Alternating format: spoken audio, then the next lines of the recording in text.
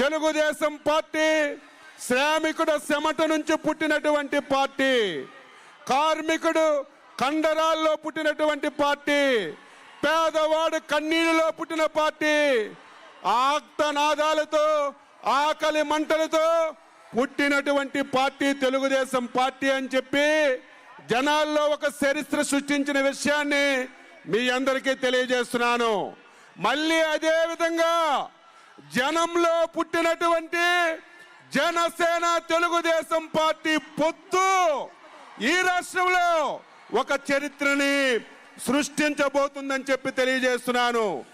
ఈ పొత్తు తెలుగుదేశం పార్టీ జనసేన పెట్టుకున్న పొత్తు కాదు, కార్మికుడు నుంచి పారిశ్రామికవేత్త వరకు కోరుకున్న పత్తి.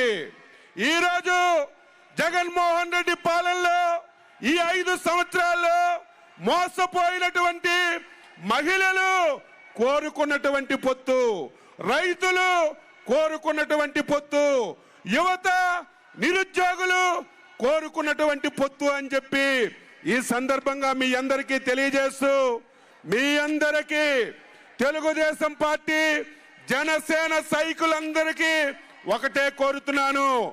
2 పార్టీలు కలిసి పనిచేసి ఓట్ షేరింగ్ చేసుకోగలిగితే 160 స్థానాలతో రేపు ఎన్నికల్లో తెలుగుదేశం పార్టీ జనసేన ఘన విజయం సాధిస్తుందని చెప్పి తెలియజేస్తూ ఈ అవకాశం ఇచ్చినటువంటి ప్రతి ఒక్కరికి అభినందిస్తూ సెలవు తీసుకుంటున్నాం.